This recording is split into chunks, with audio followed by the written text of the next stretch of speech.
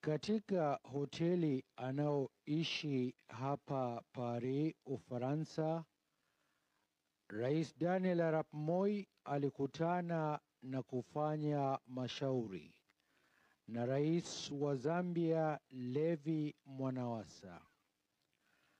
Rais Mwanawasa ni rais mpya wa Zambia baada ya kuchaguliwa kwake mwisho wa mwaka jana kuchukua mahala pa Frederick Chiluba.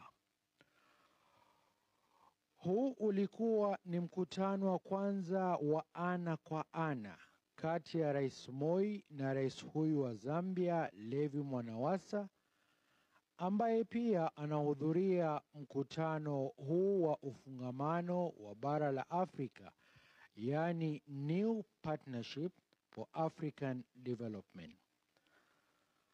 Mazungumzo yao yalizungukia mkutano huu wa Paris, hali ilivyo katika maeneo ya maziwa makuu na Afrika kwa jumla, na pia uhusiano baina ya Kenya na Zambia.